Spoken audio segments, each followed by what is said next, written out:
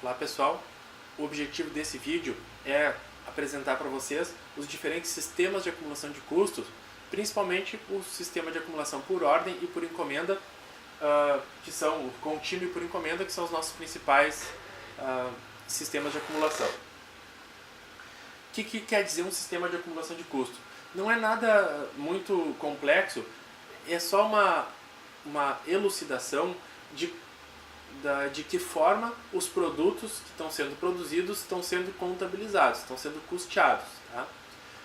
Para que nós percebamos o seguinte, que quando eu tenho uma produção contínua, então eu tenho uma ordem, independente da minha ordem de produção, eu estou sempre produzindo, então independente de quanto meus clientes estejam demandando, eu estou sempre produzindo, isso aqui vai levar a gente a um processo de diluição dos custos por toda a produção. Ao passo que, quando eu falo de sistemas de acumulação de custo por encomenda, aí eu relaciono o seguinte, que cada ordem de compra, cada encomenda de um cliente meu pode ter um custo diferente. E eu vou fazer a contabilização desse custo a cada entrega que eu faço para os meus clientes, ou seja, a cada encomenda e não a cada período produtivo. O conceito é bastante simples e vejamos então só alguma especificidade de que quando eu estou trabalhando por encomendas, seguindo ordens específicas de produção, as minhas ordens de produção e as minhas ordens de venda, elas vão coincidir. Então aquilo que eu for colocar dentro da linha de produção é aquilo que eu tenho garantia ou que eu tenho alguma certeza de que eu vou vender.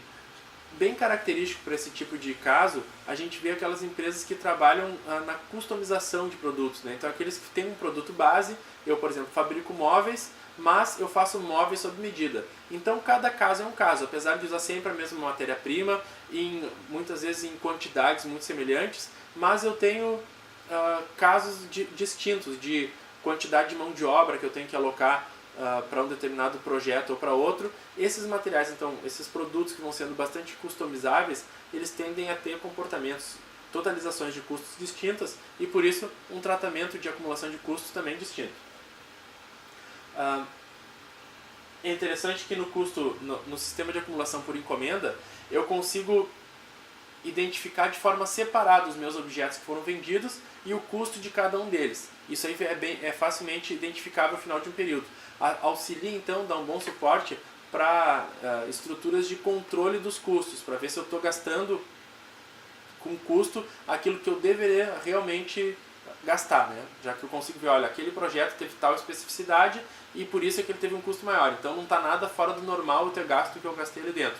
Agora tem um outro projeto que ele é muito regular, muito padrão, e por que ele gastou tanto?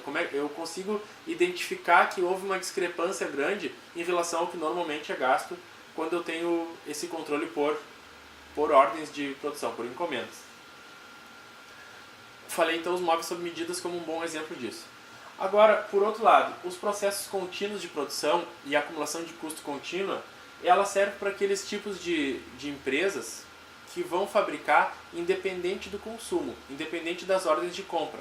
Então a ordem de produção, a fabricação, independe da ordem de venda. Então de quando um cliente me pede um determinado produto.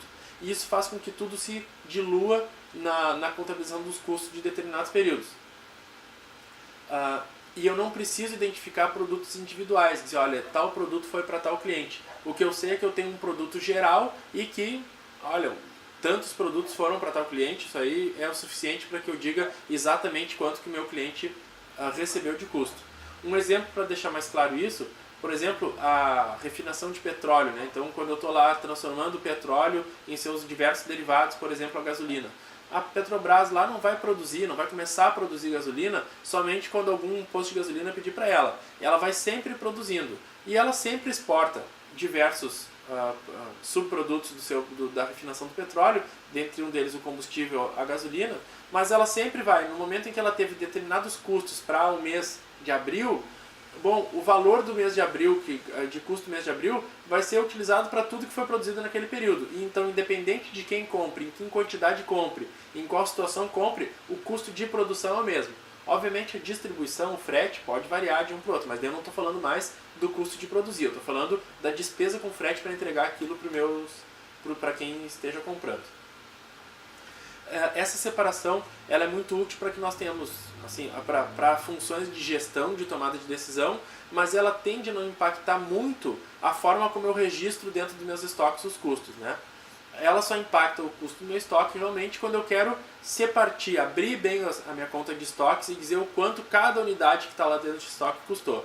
Para tratamento, para gestão do estoque, isso é bastante útil para que eu saiba que para o cliente A eu tenho que cobrar um pouco mais do cliente B porque ele me demandou mais, mas para fins de contabilização, de apuração do valor dos estoques para ser considerado na apuração do resultado do lucro ou prejuízo do período, o que importa é o valor dos estoques ao final de um determinado período. E isso vai ser naturalmente já um somatório de tudo que eu tive de consumo dos estoques.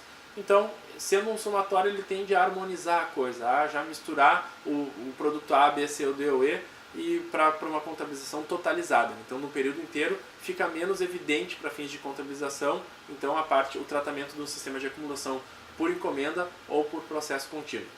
Esse ponto, como eu falei para vocês, ele é bem avulso, bem tópico, mas é importante todos os livros de custos acabam tratando desse assunto também.